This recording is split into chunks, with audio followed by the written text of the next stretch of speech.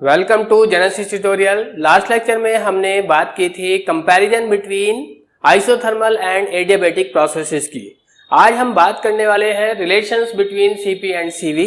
CP CV relations आपने generally एक ही पढ़ा होगा, आपका CP minus CV equals to R, जो कि सिर्फ आपका आइडियल गैस के लिए होता है। जबकि सीपी सीवी रिलेशंस आपके 9 टाइप्स के होते हैं, तो उसको हम यहाँ सीपी सीवी रिलेशंस को हम यहाँ कवर करने वाले हैं। ओके, तो अगर आगे बढ़ने से पहले मैं आप लोगों को रिमाइंड कराना चाहता हूं, अगर आपने हमारा अभी तक YouTube चैनल सब्सक्राइब नहीं किया है तो please subscribe it and press bell icon with all notification, ताकि आपको आने वाली सभी वीडियोस के अपडेट्स मिलते रहें। ठीक है, तो अब हम स्टार्ट करते हैं relations between CP and CV. पहला रिलेशन सीपी सीवी का होता है CP minus CV equals to T into del P over del T at constant V into del V over del T at constant P. Second relations Cp minus Cv equals to R for 1 mole of an ideal gas. लेकिन अगर आपको यही relations n मोल के लिए use करना होगा तो तब ये बन जाएगा Cp minus Cv equals to NR। ठीक है, थर्ड रिलेशन हमारा ये आता है वंडरवॉल गैस या रियल गैस के लिए। Cp minus Cv equals to R 1 plus 2A upon RTV for van der Waals gas और रियल गैस। फोर्थ रिलेशन है हमारा Cp minus Cv equals to minus T del P over del T at constant V square del V over del P at constant T। Fifth relation Cp minus Cv equals to minus T del V over del Tp square up into del P over del V at constant T। Sixth relations इसमें alpha और beta के terms में है। ये alpha beta हमने thermodynamic coefficients पढ़े थे, उनमें आए थे। 3 तरह के थर्मोडायनेमिक कोफिशिएंट्स होते हैं, अल्फा, बीटा एंड गामा। तो ये उन्हीं 2 थर्मोडायनेमिक कोफिशिएंट्स की फॉर्म में ही सीपी सीवी के हमारे रिलेशंस होते हैं। तो sixth relation CP minus CV equals to alpha square TV upon beta. और सेवंथ रिलेशन ये हमारा इलास्टिसिटी कोफिशिएंट होता है। अल्फा हमारा थर्मोडायनेमिक कोफिशिएंट हमने पढ़ा था, वो होता है। तो इलास्टिसिटी कोफिशिएंट और थर्मोडायनेमिक कोफिशिएंट अल्फा के टर्म्स में सीपी सीवी रिलेशन हमारा ये आता है, CP minus CV equals to T E alpha square V. और eighth relation del U over del V at constant T, ये आपने पढ़ा था first thermodynamic equation of state. जब हमने आप अगर ये नहीं आपने अभी तक पढ़ा है, इसका कोई आइडिया नहीं है, तो हमारा YouTube पर आप थर्मोडायनेमिक इक्वेशन ऑफ स्टेट का आप लेक्चर देखिए, वहां से आपको ये क्लियर हो जाएगा। उसमें हमने 2 इक्वेशन ऑफ स्टेट पढ़ी थी, एक thermodynamic equation of state, first thermodynamic equation of state del U over del V at constant T पर, और second thermodynamic equation of state del H over del P at constant T, जो हम आगे पढ़ने वाले हैं। ठीक है, तो एक हमारा CP C V relation first thermodynamic equation of state की फॉर्म में है। ठीक है, और नेक्स्ट सीपी सीवी रिलेशन है हमारा ये second thermodynamic equation of state del H by del P at constant T, इसके टर्म्स में। ठीक है, तो अब हम आपका जो हमारा पहला रिलेशन आया है, अब हम उसको डेराइव करते हैं। ठीक है, तो हमने पहला रिलेशन लिखा था Cp minus Cv equals to T into del P over del T at A constant V into del V over del T at constant P। अब हम आगे बढ़ते हैं। S क्या है इसमें? एंट्रोपी। एंट्रोपी हम आगे बढ़ेंगे, जब हम सेकंड लॉ ऑफ थर्मोडायनेमिक्स करेंगे वहां पर आएगा। एंट्रोपी हमारा या तो टेम्परेचर एंड वॉल्यूम का फंक्शन होता है जब हमारा प्रेशर कांस्टेंट होता है, या एंट्रोपी हमारा टेम्परेचर एंड प्रेशर का फंक्शन होता है जब हमारा वॉल्यूम कांस्टेंट होता है। तो यहां पर हमने एस को मान लिया, S is a function of T and V. अगर हम टी और वी का फंक्शन की बात कर रहे हैं एंट्रोपी को, तो इसका मतलब है ये कांस्टेंट प्रेशर पर होगा, जो कि हम आगे करेंगे भी, ये मेंशन भी करेंगे इसको एट कांस्टेंट पी। ठीक है, तो अभी हम इसको, हमने जो हमारा पहला लेक्चर था थर्मोडायनेमिक्स का, जिसमें हमने डिफरेंशिएशन की बात की थी, उस डिफरेंशिएशन वाले लेक्चर में हमने बताया था कैसे हम, जब हमको कोई फंक्शन दिया है तो हम उसकी कैसे कंप्लीट डिफरेंशियल का इक्वेशन लिखते हैं। तो इसकी कंप्लीट डिफरेंशियल का इक्वेशन लिखा हमने ds बराबर s का वेरिएशन t के रेस्पेक्ट में, दूसरा जो वेरिएबल है उसको कांस्टेंट मानते हुए del s by del t at constant v into D T, plus फिर s का वेरिएशन v के रेस्पेक्ट में del s by del v पहले वाले को कांस्टेंट मानते हुए at constant t into DV. ये हमारी कंप्लीट डिफरेंशियल का इक्वेशन कहलाता है। इतना पार्ट पार्शियल डिफरेंशिएशन और ये पार्शियल डिफरेंशिएशन कहलाता है जब हम एक वेरिएबल के रेस्पेक्ट में चेंज देखते हैं, दूसरे को कांस्टेंट मानते हुए करते हैं। ठीक है, अब हम इस पूरे में मल्टीप्लाई करते हैं टी की, मल्टीप्लाइंग बाई टी। टी से हमने मल्टीप्लाई किया, जिससे ये हमारा TDS बन जाएगा। ऐसा क्यों कर रहे हैं हम? ऐसा हम इसलिए कर रहे हैं क्योंकि हमको CP लाना है। रिलेशन हमको CP और CV की फॉर्म में चाहिए, तो हमको CP लाना है। CP लाने के लिए हमारे पास DQ होना चाहिए। DQ को खुद हमें किससे, DT से डिवाइड करना पड़ेगा कांस्टेंट प्रेशर पर, जिससे DQ eight constant P upon DT ये हमारा CP बन जाएगा। इसलिए हमने यहाँ पर T से मल्टीप्लाई किया, क्योंकि TDS जो होता है ये हमारा DQ के बराबर होता है। DQ बराबर TDS होता है, ठीक है ना। इसको आप ऐसे भी लिख सकते हैं, ये जो TDS लिखा ये हमारा DQ के इक्वल आता है। सेम ऐसे यहाँ से T इंटू DS ये भी हमारा DQ के इक्वल आएगा, ठीक है ना। तो TDS ये हमारा DQ के इक्वल आया। कांस्टेंट प्रेशर का केस है क्योंकि S की वेरिएशन T और V के रेस्पेक्ट में हो रहा है, जबकि 3 वेरिएबल हमने पढ़े हैं अभी पीछे भी सब जगह P, V एंड T। तो 2 वेरिएबल के रेस्पेक्ट में हम चेंज देख रहे हैं, तीसरा तो फिर क्या रहेगा, तीसरा कांस्टेंट रहेगा। तो यहाँ पर हमने कांस्टेंट प्रेशर को मेंशन कर दिया और इसको डिवाइड कर दिया DT से, कांस्टेंट प्रेशर पर ही, क्योंकि यहाँ से हमको DQ मिलेगा, DT से डिवाइड करेंगे तो CP मिल जाएगा, ठीक है। तो T into DS upon DT से हमने कहा डिवाइड करेंगे, कांस्टेंट प्रेशर चल रहा है एट कांस्टेंट P, बराबर T into del S by del T at constant V into DT से डिवाइड किया, DT ऊपर था, DT से और नीचे आ गया, DT से DT कैंसिल हो गया, plus T into del S over del V at constant T पहले से था, डेल V को हमने फिर से वही, क्योंकि पूरे को हमने किससे डिवाइड किया है, DT से, कांस्टेंट प्रेशर पर, del V over del T at constant P। ये जो TDS है, हमने कहा था TDS हमारा DQ के बराबर होता है, तो मैंने इसको DQ लिख दिया, नीचे DT बचा हुआ है, कांस्टेंट प्रेशर चल रहा है। यहाँ पर भी TDS हमारा DQ के बराबर होता है, नीचे DT है, कांस्टेंट वॉल्यूम पर है, ठीक है, equals to T into del S over del V at constant T into del V over del T at constant P। ये हमारा CP के बराबर होता है, जो हमने हीट कैपेसिटी वाला लेक्चर पढ़ा था। अगर आपको नहीं पता है तो आप हमारा वो हीट कैपेसिटी वाला लेक्चर देखिए, उसमें हमने ये सारा मेंशन किया था कि DQ upon DT eight constant P ये CP के बराबर होता है मोलर हीट कैपेसिटी में, DQ over DT eight constant P ये हमारा CV के बराबर होता है। तो मैंने इसको CP लिखा, इसको मैंने CV लिखा, बाकी आगे वाले टर्म्स को एज इट इज रखा।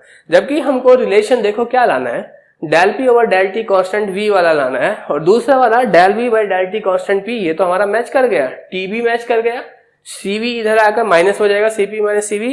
तो यानी कि हमको इस एंट्रोपी चेंज वाली टर्म्स को चेंज करना पड़ेगा। ऐसा क्यों करते हैं हम? जहां भी एंट्रोपी चेंज का टर्म्स आ जाता है उसको चेंज इसलिए करते हैं क्योंकि एंट्रोपी को डिटरमाइन करने के लिए हमारे पास से कोई भी एक्सपेरिमेंटल क्या नहीं होता है, इंस्ट्रूमेंट्स नहीं होता है एक्सपेरिमेंट्स करने के लिए, एंट्रोपी को डिटरमाइन करने के लिए।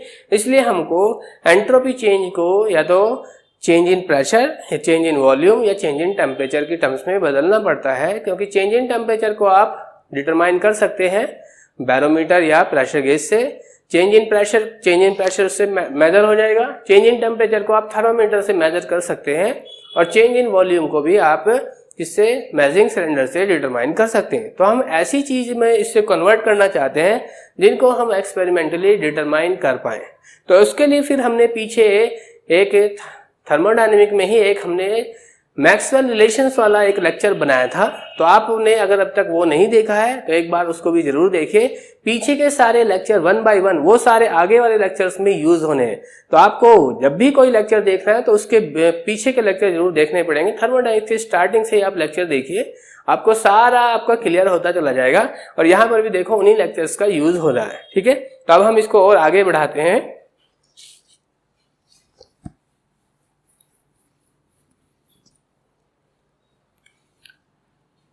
तो यहां से हम CV को इधर शिफ्ट कर देते हैं। तो ये CP minus CV equals to T into del S over del V at A constant T into del V by del T at A constant P।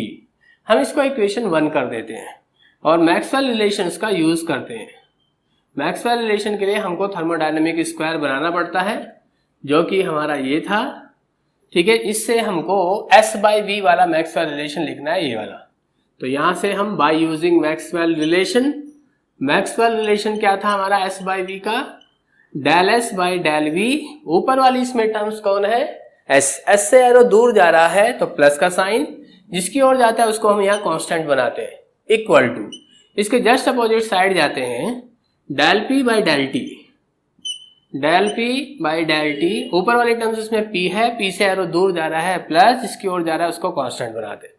तो यहां से del S by del V at constant T को हम del P by del T at constant V से replace कर देते हैं। तो इसको हम इक्वेशन वन में, इन इक्वेशन वन में इसका वैल्यू को सब्स्टिट्यूट करते हैं, तो जिससे हमको ये C P minus C V equals to T into del P over del T at a constant V into, और दूसरी वाली टर्म्स को हमने कोई चेंज नहीं किया, उसको एज इट इज रखा, ये आ गया। और हमको रिलेशंस भी यही लाना था सीपीसीवी का। तो इस तरह से हमें एंट्रोपी का कॉन्सेप्ट का यूज करके हमने ये पहला रिलेशंस आया है उसको डराइव किया है। अब हम नेक्स्ट से आगे सेकंड रिलेशंस पर आते हैं। तो इस तरह से हमने सीपीसीवी रिलेशंस का पहला वाला कंप्लीट किया। ठीक है, पहले वाला क्या था C P C V relation, CP minus CV equals to T into del P over del T at constant V into del V over del T at constant P. इसी को हम एज ए रेफरेंस की तरह आगे वाले जो आपके एक्सप्रेशन है उसमें भी एज ए रेफरेंस की तरह यूज कर सकते हैं। ठीक है, अब हमें लाना है सेकंड वाला रिलेशन आइडियल गैस के लिए, CP minus CV equals to R for an ideal gas.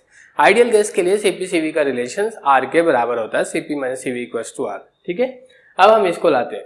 तो हमें पता है, हमने पीछे भी पढ़ा है, CP minus C V first relation में T into del P over del T at constant V into del V over del T at constant P.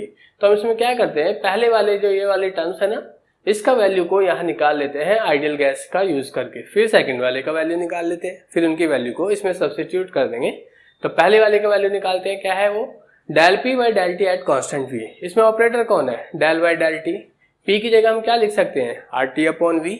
Are T upon V रखा तो आर कॉन्स्टेंट है, वी हमको यहाँ से पता चला constant है, आर अपॉन वी दोनों बाहर हो गए। डी बाई डी टी के अंदर में सिर्फ टी बचा, D T by D T equal to 1 होता है, और क्या बचा हमारे पास, आर अपॉन वी। ये हमने यही आपके सारे वैल्यूज हमने वहां पर भी निकाले थे, जो हमारा पहला थर्मोडायनेमिक जहां हमने पार्शियल डिफरेंशिएशन पढ़ा था वहां पर भी हमने इनकी वैल्यूज को निकाला था, या साइक्लिक रूल में भी हमने इसकी वैल्यू को, इस टाइप की वैल्यू निकालने की हमको जरूरत पड़ी थी।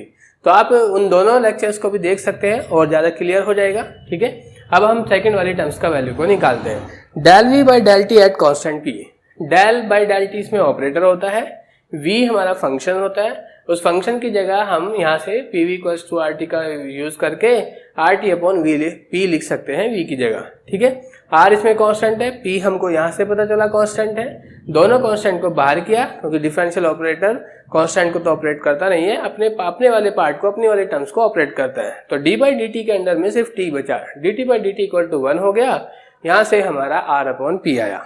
ठीक है, नेक्स्ट आते हैं, अब इसमें इन दोनों जो वैल्यूज हमने अभी निकाला है इनकी वैल्यूज को आप इस वाले एक्सप्रेशन में सब्स्टिट्यूट कर दीजिए। यहाँ पर हमने सब्स्टिट्यूट किया CP minus CV equals to, यहाँ पर क्या था, टी इंटू फर्स्ट टर्म का वैल्यू क्या है, आर अपॉन वी रखा, सेकंड टर्म का वैल्यू क्या है, आर अपॉन पी, ये वाला वैल्यू रखा। तो इससे हमको मिल गया ऊपर ये आर टी की फॉर्म में, नीचे है हमारा पी वी और ऊपर आर। तो आर टी इंटू आर को एज इट इज रखा और इस पीवी की जगह हमने आर टी रख दिया, क्योंकि आइडियल गैस के लिए PV equal to R T होता है, तो इसलिए हम इस पीवी की जगह भी आर टी किया। आर टी से आर टी हमारा कैंसिल हो गया और सिर्फ हमारा आर बचा। तो इस तरह से हमारा ये सेकेंड वाला रिलेशन जो कि हमारा आइडियल गैस के लिए था वो भी कंप्लीट हुआ। नेक्स्ट आते हैं थर्ड रिलेशन पर। थर्ड रिलेशन था हमारा रियल गैस या वंडरवॉल गैस के लिए, CP minus CV equals to R 1 plus 2a upon RTV. Okay, हमें पता है कि हमारी वंडरवॉल गैस से इक्वेशन क्या होती है, P plus a upon V square into V minus B equals to R T. इसमें a वंडरवॉल कांस्टेंट, b भी वंडरवॉल कांस्टेंट होता है। b का एक और नाम भी है, b को हम एक्सक्लूडेड वॉल्यूम कहते हैं। ये एक्चुअल में कंटेनर के अंदर जो v तो टोटल वॉल्यूम होता है कंटेनर का जिसमें गैस भरा है, और b उस गैस ने उस टोटल वॉल्यूम का कितना ऑक्यूपाई किया हुआ है वॉल्यूम, उसी को हम एक्सक्लूडेड वॉल्यूम बी बोलते हैं। ठीक है, अब हम इसको डिफरेंशिएट करते हैं हमें, क्योंकि जो हमारा जनरल एक्सप्रेशन है उसमें हमको del V by del T P की जरूरत पड़ती है।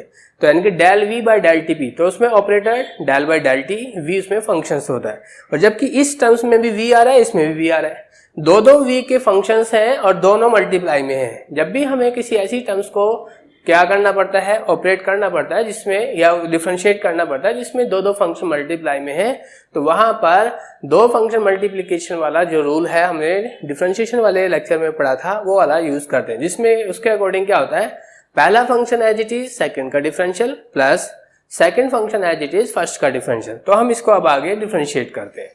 ओके, तो हमने इसमें पहला फंक्शन ये एज इट इज रखा, सेकंड को डिफरेंशिएट किया D by D T of V minus B at constant P, फिर second function V minus B as it is रखा और फर्स्ट वाले को डिफरेंशिएट किया V minus B as it is del by del T of P plus A upon V square at constant P equals to R, और D by D T of T बचा यहाँ पर, उसको हमने D T by D T equal to 1 कर दिया। यहां से ये तो एज इट इज चला। इसमें ये भी हमारा डिफरेंशियल का ही रूल होता है, जब ऑपरेटर के अंदर में दो चीजें एडिशन में हो या सब्सट्रैक्शन में हो तो डी बाई डी टी पहले एक को ऑपरेट करता है, फिर एज इट इज साइन आ जाता है, फिर डी बाई डी टी दूसरे को ऑपरेट करता है। तो यहाँ पर भी हमने ऐसे ही किया, del by del T of V at constant P minus del by del T of B at constant P, ठीक है, फिर प्लस वी माइनस बी और फिर del by del T of, फिर पहली वाली टर्म जो है उसको डिफरेंशिएट किया एट कॉन्स्टेंट पी प्लस फिर सेकेंड वाले टर्म को डिफरेंशिएट किया del by del T of A upon V square at constant P equals to R. Okay, यहां से ए वाले टर्म को एज इट इज रखा। यहां से देखिए इस वाले ऑपरेटर के अंदर में बी आ रहा है और बी को हमने कहा था कि वन बाय वन कांस्टेंट होता है, और कांस्टेंट का डिफरेंशियल ये भी हमने डिफरेंशिएशन के रूल्स में पढ़ा है कि कांस्टेंट का डिफरेंशियल 0 होता है। तो इसलिए इस वाली टर्म्स को वैल्यू को हमने 0 रखा और ये वाला टर्म बचा सिर्फ मल्टीप्लाई में ये आ गया, plus v minus B del by del T के अंदर में p आ रहा है और p को हमको यहां से पता चल रहा है कि p कांस्टेंट है, फिर से वही कांस्टेंट का डिफरेंशियल इक्वल टू 0 हुआ और ये वाला टर्म्स हमारा सिर्फ बचा इक्वल टू r के। ओके, तो यहां से अब हमारा क्या बचा, p plus A upon V square into del V by del T P plus v minus B यहां से आया और यहां से ये वाला टर्म 0 हो गया तो सिर्फ ये वाला टर्म बचा। ए इसमें कांस्टेंट है, इसको बाहर किया, डी बाई डी टी के अंदर में 1 upon V square at constant P आया इक्वल टू आर के। अब हम इसको कैसे ऑपरेट करें, ऑपरेटर टी का है उसके अंदर में वी वाली टर्म्स आ रही है। जब भी हमारे ऐसा कुछ आ जाए तो हमें पहले ऑपरेटर को उसी वी वाली टर्म्स में कन्वर्ट करना पड़ता है। तो उसके लिए मैंने क्या किया, डेल को यहां रखा, डी टी को यहां नीचे रखा और डीवी से मल्टीप्लाई डीवी से डिवाइड कर दिया। तो जिस चीज से मल्टीप्लाई का उसी से डिवाइड, पर अब हमारा ऑपरेटर उसी फॉर्म में आ गया कि वो अब v वाली टर्म्स को ऑपरेट कर सके। 1 अपॉन वी स्क्वायर को मैंने v raise to the power minus 2 लिख दिया, ओके, एट कांस्टेंट p पर। तो यहां से अब हमारा क्या बन जाएगा, ये तो कांस्टेंट है, ये वाला टर्म क्या हो जाएगा, कांस्टेंट p पर है, del v by del T at constant p की फॉर्म में आ गया। और इस वाले ऑपरेटर के अंदर में डेल बाई डेल v के ऑपरेटर में v की पावर माइनस को, तो जिस v का ही ऑपरेटर है और v की ही टर्म्स आ गई, अब ये इसको इजीली ऑपरेट कर जाएगा। तो पावर फंक्शन वाला रूल लग जाएगा, इसके अंदर में जो फंक्शन है वो पावर की फॉर्म में है। तो उसका रूल क्या था, पावर मल्टीप्लाई में, ये -2 मल्टीप्लाई में आ गया, पावर से एक माइनस कर देते, -2 पहले से था, -1 और कर दिया, -3 हो गया। और v raise to the power -3 को हम 1 अपॉन वी क्यूब भी लिख सकते हैं। माइनस का 2 a मल्टीप्लाई में है, यहां से आ गया 1 अपॉन वी क्यूब, इन इसको और इसको, इन तीनों को मैंने कंबाइंड फॉर्म में ऐसे लिख दिया, -2a अपॉन वी क्यूब, और इस वाली टर्म को एज इट इज रख दिया। v माइनस बी ऑलरेडी चल ही रहा था, इस वाली टर्म को भी एज इट इज रख दिया, इक्वल्स टू आर के आया। ओके, अब हम इसको आगे और सॉल्व करते हैं।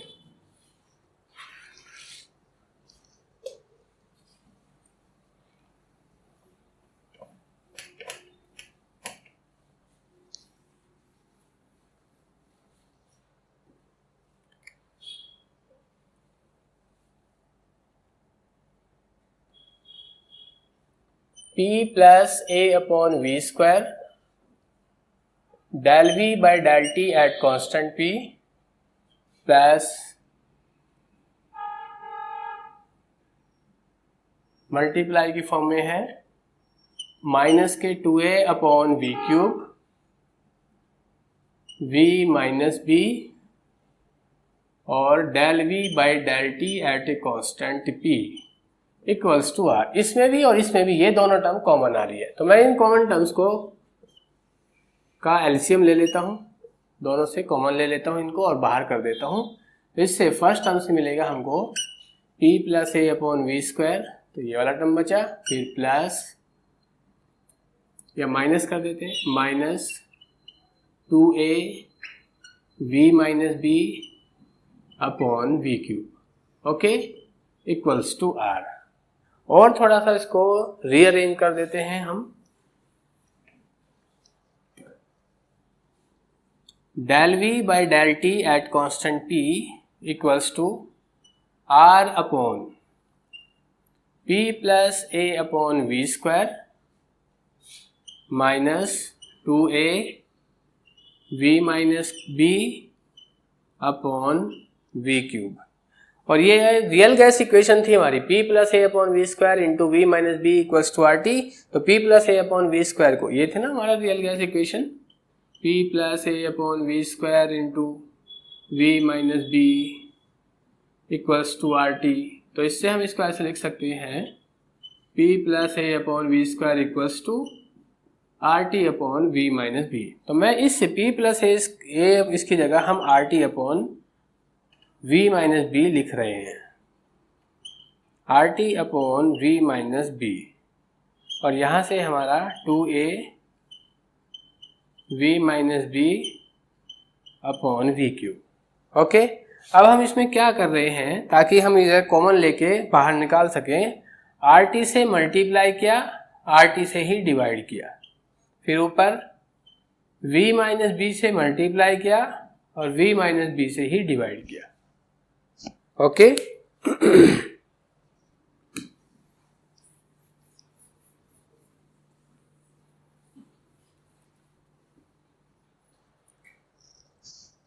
अब हम इसको और आगे लेकर चलते हैं।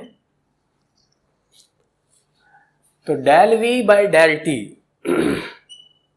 Eight constant p equals to r upon, इन दोनों टर्म से हम R T upon V minus B को कॉमन ले लेते हैं। तो क्या बचेगा, फर्स्ट टर्म से 1 बचेगा, minus 2a v minus B को हम v माइनस बी का स्क्वायर लिख दें अपॉन नीचे आर टी और एक v माइनस बी, ये हमारा कॉमन होकर बाहर चला गया। ठीक है, नीचे क्या बचा, आर टी वी क्यूब बचा, are T we cube. Okay, और b का जो v होता है टोटल कंटेनर का वॉल्यूम, b होता है जो उसके अंदर गैस भरी हुई है, उसने कितना वॉल्यूम ऑक्यूपाई किया है। तो वो जो आपका गैस के वॉल्यूम होते हैं उसके पार्टिकल तो बहुत ही टिनी पार्टिकल्स होते हैं, बहुत छोटे छोटे स्मॉल पार्टिकल्स होते हैं, तो उनका वॉल्यूम जो होता है बहुत कम होता है as compare to container volume. तो इसलिए हम v के रेस्पेक्ट में यहाँ थोड़ा सा अप्रोक्सीमेशन लगा लेते हैं कि जो v माइनस बी है उसका वैल्यू ऑलमोस्ट v के बराबर होता है। तो हम v माइनस बी के स्क्वायर को v स्क्वायर से रिप्लेस कर देते हैं, तो जिससे हमारा यही टर्म्स हमारा del v by del T at constant p equals to r upon R T upon V minus B 1 minus 2a। v minus B की जगह आप क्या लिखोगे, v स्क्वायर, नीचे क्या है आर टी वी क्यूब, नीचे v क्यूब है ऊपर v स्क्वायर है, तो एक v नीचे बचेगा और ये टर्म्स आया हमारा आर टी वी। तो हमारा हमने इसको एक जगह और पहले भी यूज किया है, हमने कहा था कि हम इसकी वैल्यू को डेराइव करेंगे आगे जब हम सीपीसीवी रिलेशंस पढ़ेंगे वहां पर। तो ये वाला वैल्यूज हमारा जब हम second thermodynamic equation of state पढ़ रहे थे वहां पर भी इसका हमने यूज किया था। ओके, अब हम इसको कहाँ यूज करेंगे, अपनी वैल्यूज को निकालने के लिए सीपीसीवी रिलेशंस के लिए। ठीक है, तो जनरल एक्सप्रेशन सीपीसीवी का क्या था जी, हमारा जो हमने कहा था कि फर्स्ट वाले रिलेशन को हम एज ए रेफरेंस की तरह यूज करेंगे, वो क्या था हमारा first relations, Cp minus Cv equals to T into del P by del T at constant V, del V by del T at constant V। ये था हमारा जनरल पहला expression. Okay, Cp minus Cv equals to T into del P by del T at constant V और del V by del T at a constant P। तो second वाली terms का तो हम वैल्यू निकाल चुके हैं रियल गैस के लिए, फर्स्ट टर्म का और वैल्यू आ जाए तो हमें इसका एक्सप्रेशन भी मिल जाएगा। तो निकाल लेते हैं जी, क्या थी हमारी equation, P plus A upon V square into V minus B equals to R T. इस टर्म को निकालने के लिए P इसमें फंक्शन है, P का टर्म्स कैसे लेके आएंगे, P plus A upon V square equals to R T upon V minus B और P equals to R T upon V minus B minus A upon V square. अब इस terms का value निकालते हैं, del P by del T at constant V equals to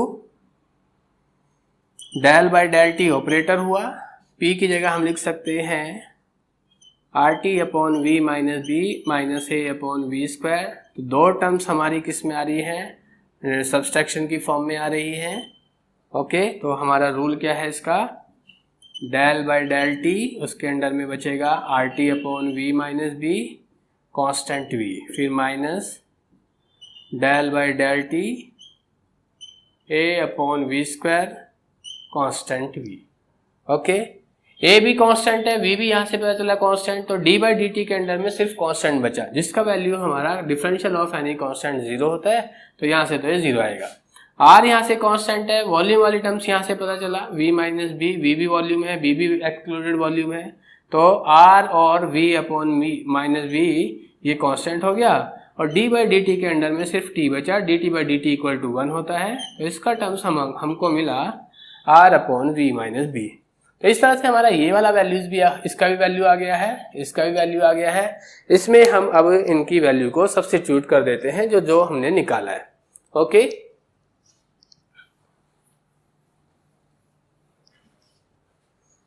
तो अब इसमें इसकी वैल्यू को सब्स्टिट्यूट करते हैं, क्या मिलेगा, Cp minus Cv equals to T into first term का वैल्यू क्या निकाला, R upon V minus B into second term का वैल्यू क्या निकाला, R upon R T upon V minus B है ना, तो इसका जो डिनोमिनेटर का डिनोमिनेटर है हम इसको ऊपर भेज देते हैं, V माइनस बी बन जाएगा। और नीचे क्या बन रहा था देखना जरा, 1 minus two A upon R T V की पावर 1, इसको हम ऊपर भेज देते हैं, तो 1 minus two A upon R T V की पावर माइनस 1 बन जाएगा। ओके, इस आर टी से R T cancel, V minus B से वी माइनस बी कैंसिल, और ये जो पावर होती है वो यहाँ मल्टीप्लाई में आ जाती है बाइनोमियल एक्सपेंशन का यूज करके, जब हम इसको आगे लिखते हैं तो ठीक है। तो Cp minus Cv equals to, ऊपर से सिर्फ एक R बचा, 1 माइनस माइनस प्लस हो गया 2a upon R T we. तो इस तरह से हमारा Cp Cv का रिलेशंस आ गया for van der Waal gas.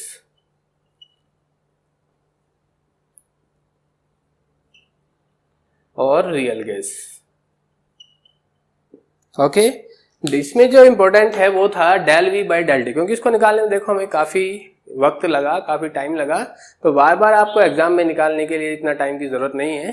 तो आप उस वैल्यूज को, क्योंकि बहुत जगह वो वैल्यूज यूज हो रही है, तो आप उस वैल्यू को डायरेक्टली याद कर लीजिए, del V by del T at constant P for real gas और van der Waal gas equals to R upon R T upon V minus B 1 minus two A upon R T V. इससे आप उसको अगर याद रख लेंगे तो आपको एग्जाम में टाइम बच जाएगा। ओके, अब हमारा ये थर्ड रिलेशन भी कंप्लीट हुआ, अब हम आगे फोर्थ रिलेशंस पर आएंगे।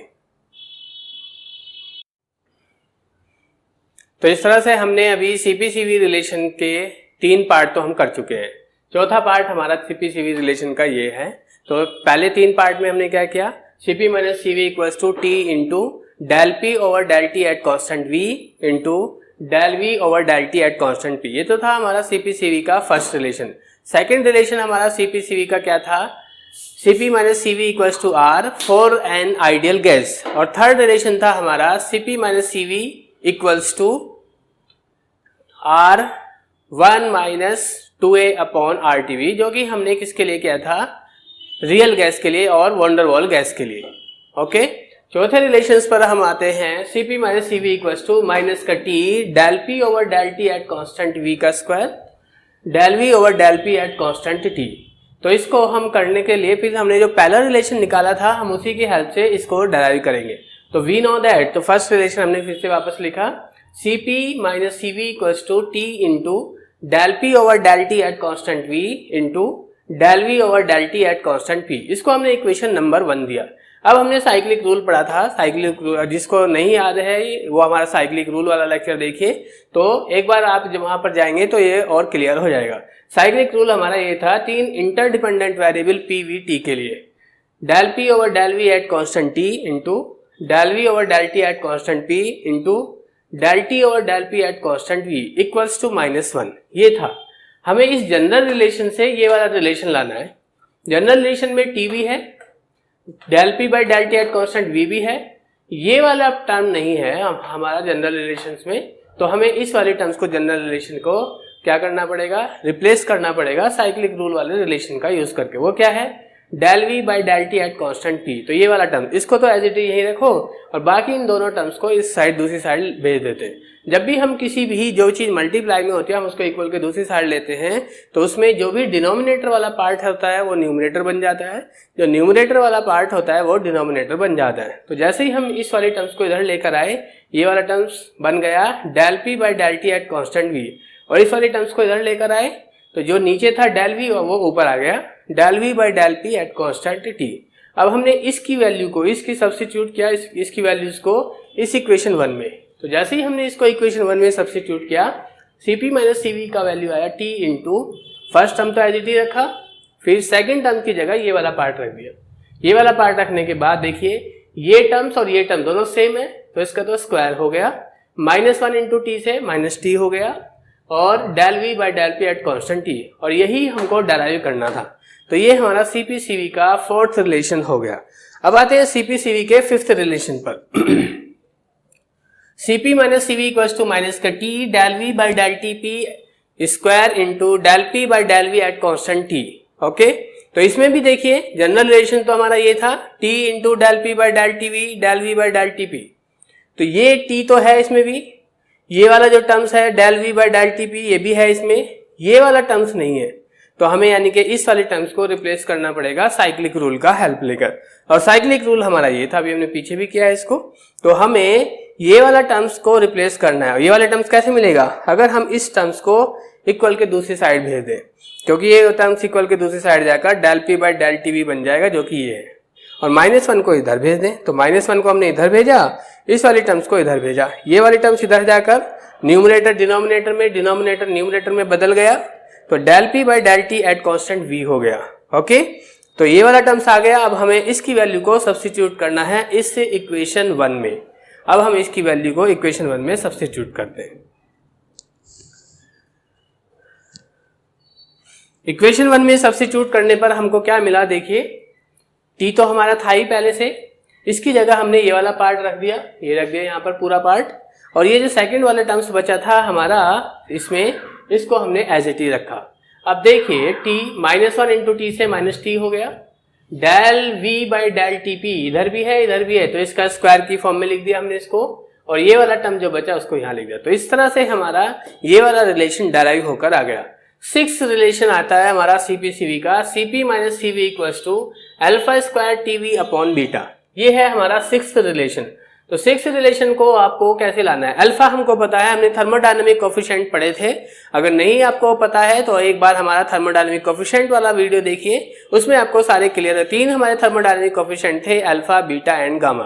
तो यहाँ पर हमने अल्फा का वैल्यू वहां पर हमने निकाला था 1/v del V by del T P आया था, बीटा का वैल्यू आया था -1/v del V by del P at constant T आया था। इन दोनों की वैल्यूज को हमने इस वाले दिए गए रिलेशन में जो हमको डराइव करके लाना है उसमें रख दिया।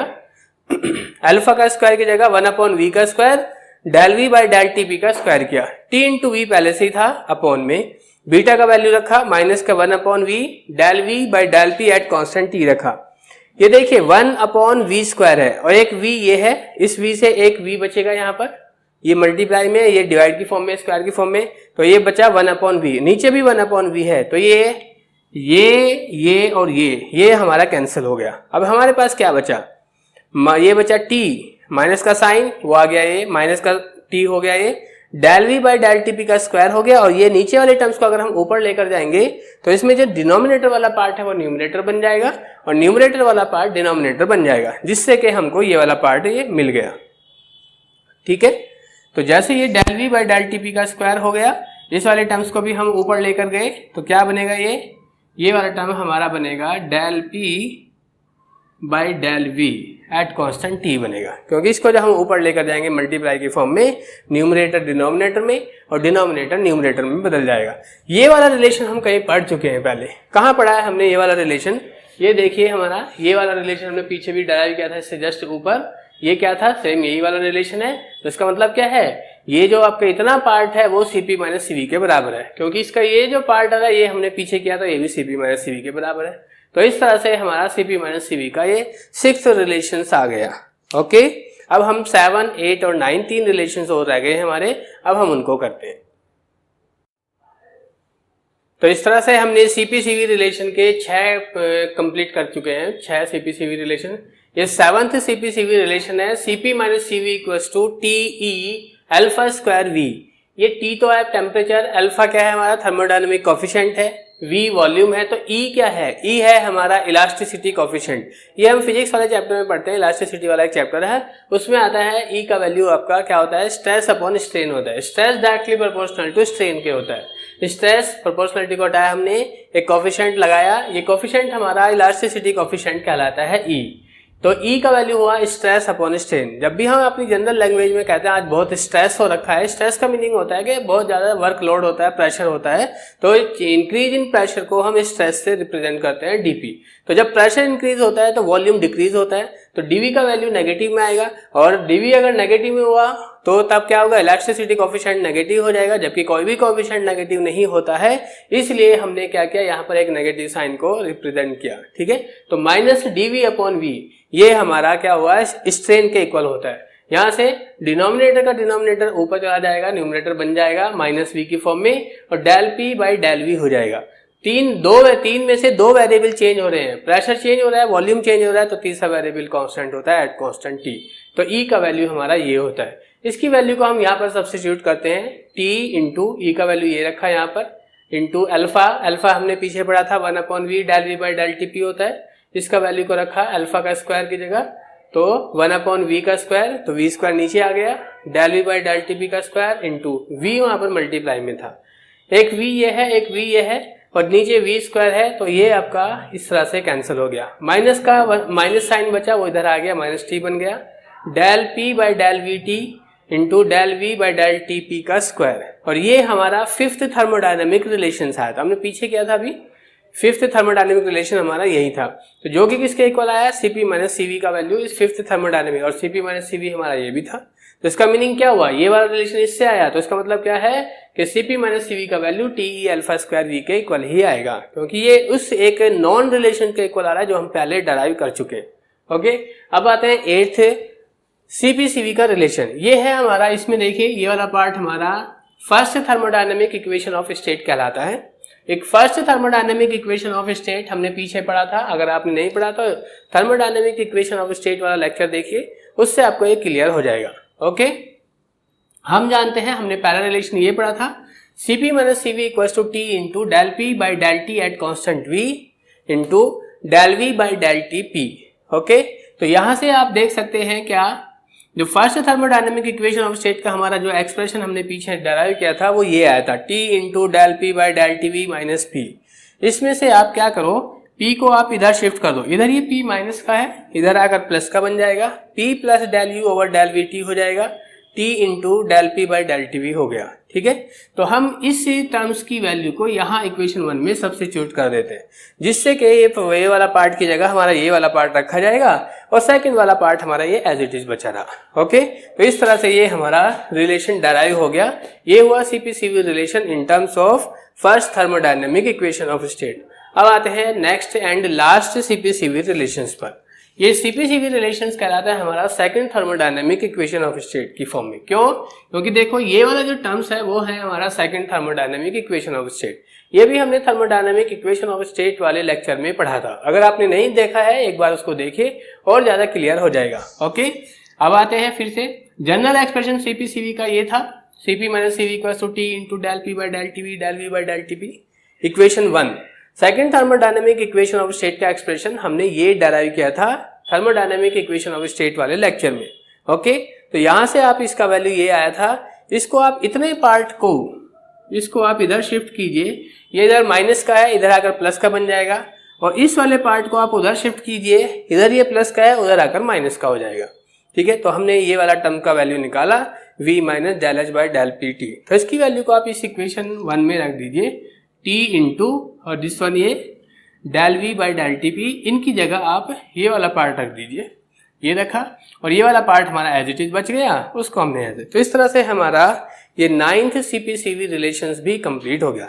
तो ये टोटल हमारे 9 CPCV रिलेशंस आते हैं, डिफरेंट एग्जाम्स में खूब पूछे जाते हैं। बहुत ज़्यादा आपके इससे रिलेटेड आपकी प्रॉब्लम्स आती हैं, चाहे वो CSR का एग्जाम हो या गेट का एग्जाम हो या जैम का एग्जाम हो। इवन आपका MSc में भी इसके काफ़ी डेरिवेशंस आते हैं, derive the relation, this one derive. ठीक है, तो ये BSc के पॉइंट ऑफ व्यू से भी अच्छा है, MSc के पॉइंट ऑफ व्यू से भी अच्छा है, CSR के पॉइंट ऑफ व्यू से भी अच्छा है, और गेट एंड जैम के पॉइंट ऑफ व्यू से भी अच्छा है। Okay, thank you.